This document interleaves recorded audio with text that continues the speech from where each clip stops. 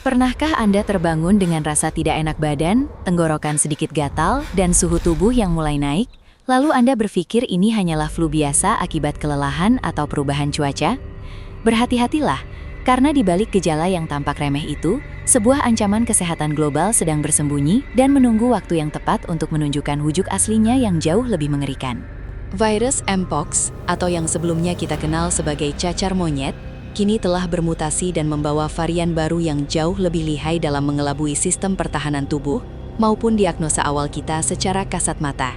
Apa yang Anda kira sebagai demam biasa, bisa jadi adalah masa inkubasi dari virus yang siap merusak jaringan kulit dan menyerang sistem limfatik Anda.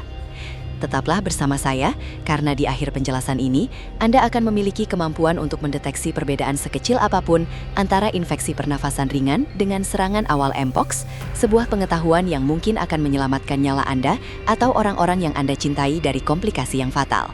Dunia medis saat ini sedang memberikan perhatian ekstra pada apa yang disebut dengan varian Clade 1b.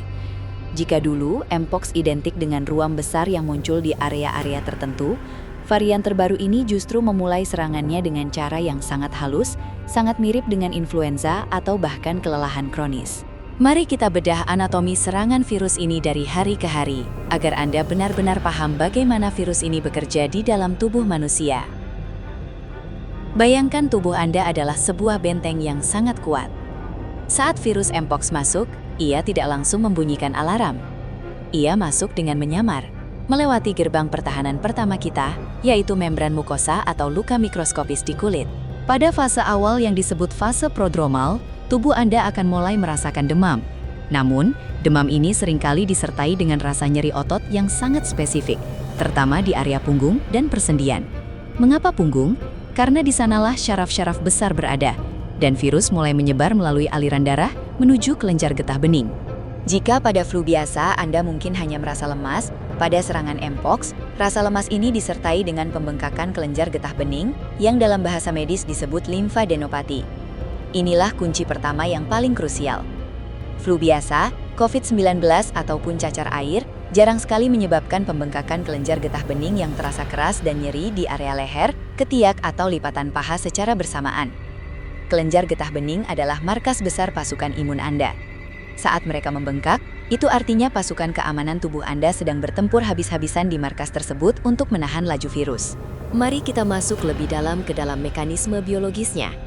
Virus Mpox berasal dari keluarga yang sama dengan virus variola, penyebab cacar air yang sudah punah. Namun, Mpox lebih licik. Setelah melewati fase demam selama 1 hingga 3 hari, barulah ia menunjukkan tanda-tanda di permukaan kulit.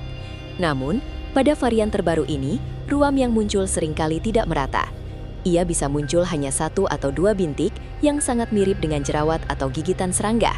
Inilah yang membuat banyak orang terkecoh dan tetap beraktivitas di ruang publik, tanpa menyadari bahwa 1 bintik kecil itu mengandung jutaan partikel virus yang sangat menular. Bayangkan seorang pria bernama Andi, seorang pekerja kantoran yang aktif.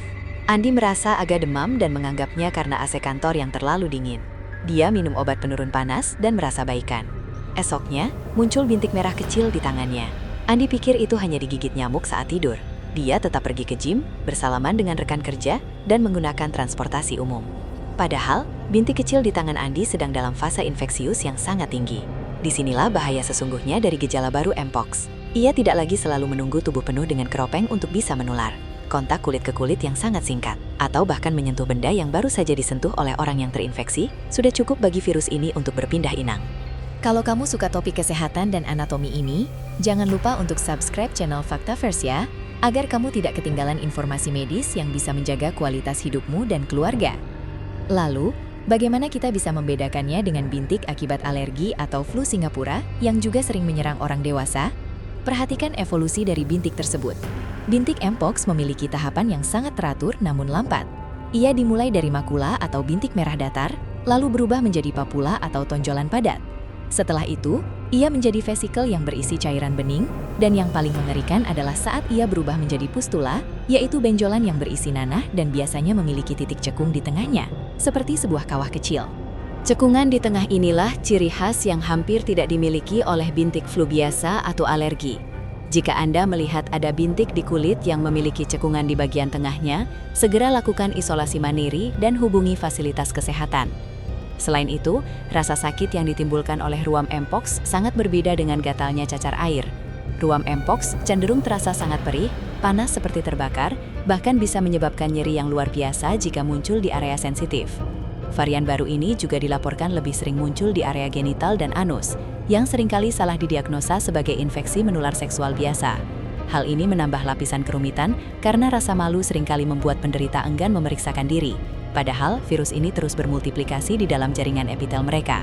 Secara anatomi, virus ini menyerang sel-sel kulit dan menghancurkan struktur kolagen serta elastin di tempat ia berkembang biak. Itulah sebabnya, bekas yang ditinggalkan bisa sangat dalam dan permanen jika tidak ditangani dengan benar. Selain kulit, virus ini juga bisa bermigrasi ke organ lain.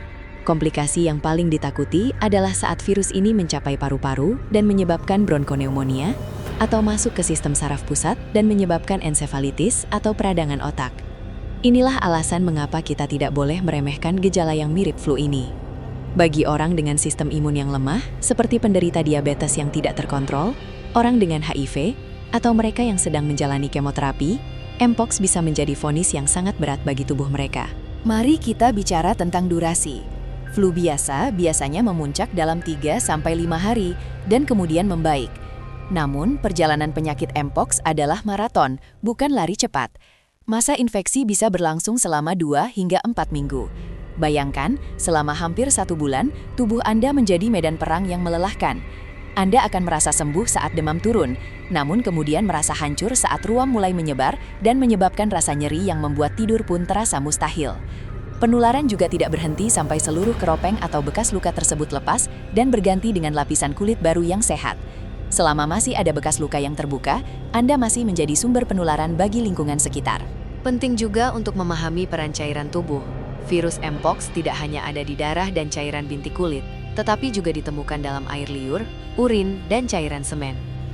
Inilah mengapa penggunaan masker tetap krusial saat berada di dekat orang yang menunjukkan gejala mirip flu di tengah wabah mpox. Tetesan pernafasan atau droplet saat berbicara jarak dekat bisa membawa virus ini masuk ke saluran pernafasan orang lain. Kita harus mengubah pola pikir bahwa ini hanyalah penyakit kulit. Ini adalah infeksi sistemik yang kebetulan manifestasi visualnya paling jelas ada di kulit.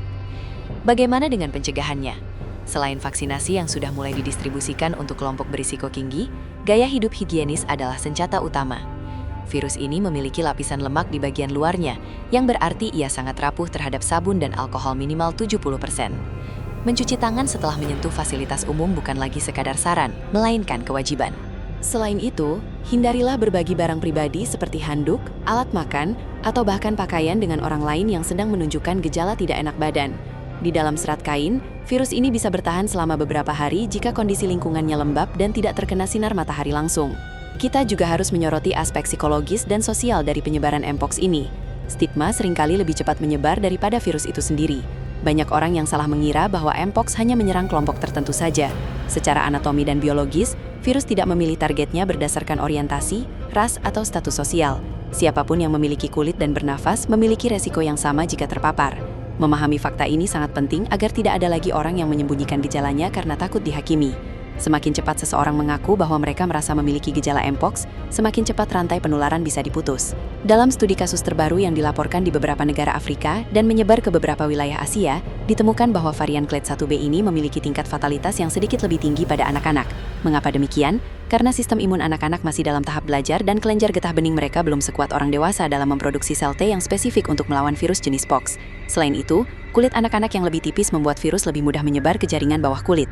Hal ini menjadi pengingat bagi para orang tua untuk sangat waspada jika anak mereka mengalami demam yang disertai pembengkakan di area leher atau belakang telinga. Jangan langsung berasumsi itu hanya karena tumbuh gigi atau flu biasa. Perbedaan lain yang sering diabaikan adalah pola makan dan nafsu makan. Pada flu biasa, kita mungkin kehilangan nafsu makan karena indera penciuman terganggu. Pada mpox, kehilangan nafsu makan seringkali disebabkan oleh munculnya luka-luka kecil seperti sariawan di dalam mulut dan tenggorokan. Luka-luka ini sebenarnya adalah ruam mpox yang muncul di membran mukosa. Rasanya sangat nyeri sehingga menelan air liur pun terasa seperti menelan duri. Jika Anda atau keluarga mengalami demam disertai sariawan yang tidak biasa dan berjumlah banyak dalam waktu singkat, ini adalah tanda bahaya yang tidak boleh diabaikan. Mari kita rangkum perbedaannya agar Anda memiliki panduan cepat di kepala Anda. Pertama, perhatikan kelenjar getah bening. Jika ada bengkak di leher atau ketiak saat demam, itu adalah peringatan peringatan merah. Kedua, perhatikan jenis bintiknya. Jika bintik tersebut memiliki cekungan di tengah dan terasa nyeri, bukan gatal, itu adalah ciri khas Mpox. Ketiga, perhatikan durasinya. Jika demam sudah hilang tapi muncul ruam yang berevolusi secara lambat selama berhari-hari, itu bukan flu biasa. Dan keempat, perhatikan lokasi ruamnya. Mpox varian baru seringkali muncul di area-area yang tersembunyi terlebih dahulu sebelum menyebar ke wajah atau tangan. Di tengah arus informasi yang simpang siur, kembali ke dasar ilmu anatomi dan kesehatan adalah cara terbaik untuk melindungi diri. Kita tidak perlu panik secara berlebihan, namun kewaspadaan yang berlandaskan pengetahuan adalah kunci. Tubuh kita sebenarnya sangat cerdas dalam memberikan sinyal. Masalahnya adalah seringkali kita terlalu sibuk untuk mendengarkan atau terlalu meremehkan sinyal-sinyal kecil tersebut. Gejala mirip flu adalah cara tubuh mengatakan bahwa ada penyusup yang masuk. Tugas kita adalah memastikan kita tahu siapa penyusup itu sebelum ia sempat membangun markas dan merusak rumah kita dari dalam. Setiap kali Anda merasa suhu tubuh naik, cobalah untuk lebih jeli. Periksa area-area lipatan tubuh. Periksa apakah ada benjolan kecil yang nyeri di bawah kulit leher atau ketiak. Pengetahuan sesederhana ini bisa membedakan antara masa penyembuhan yang tenang di rumah dengan perawatan intensif di ruang isolasi rumah sakit. Jangan tunggu sampai ruang memenuhi wajah untuk menyadari bahwa apa yang Anda alami bukanlah flu biasa. Deteksi dini adalah separuh dari kesembuhan. Dunia medis terus berkembang, dan begitu pula virus-virus di sekitar kita. Namun, dengan tetap terinformasi melalui kanal-kanal yang edukatif, kita bisa selangkah lebih maju dari ancaman tersebut. Kesehatan bukan hanya tentang mengobati, tapi tentang mengenali dan memahami bagaimana tubuh kita berinteraksi dengan lingkungan dan ancaman mikroskopis yang ada di dalamnya. Tetaplah menjaga kebersihan, perkuat sistem imun dengan nutrisi yang tepat, dan yang terpenting, jangan pernah remehkan gejala sekecil apapun yang diberikan oleh tubuh Anda. Setelah mendengar penjelasan detail tadi, apakah Anda pernah mengalami gejala demam yang disertai pembengkakan kelenjar getah bening yang aneh sebelumnya? Dan bagaimana Anda menanganinya saat itu? Tuliskan pengalaman atau pertanyaan Anda di kolom komentar di bawah, agar kita bisa saling berbagi informasi dan belajar bersama. Sangat penting bagi kita untuk membangun komunitas yang melek kesehatan dan saling mendukung tanpa stigma. Bagikan video ini kepada teman, keluarga, atau grup percakapan Anda, karena satu informasi kecil yang mereka terima hari ini bisa menjadi benteng pertahanan mereka di kemudian hari. Saya sangat menghargai waktu yang Anda luangkan untuk belajar tentang anatomi dan kesehatan bersama saya. Ingatlah, tubuh Anda adalah aset paling berharga yang Anda miliki. Jadi kenalilah ia lebih dalam, jagalah ia lebih baik, dan tetaplah waspada terhadap setiap perubahan kecil yang terjadi. Sampai jumpa di pembahasan mendalam tentang keajaiban dan misteri tubuh manusia selanjutnya. Tetap sehat dan tetap waspada.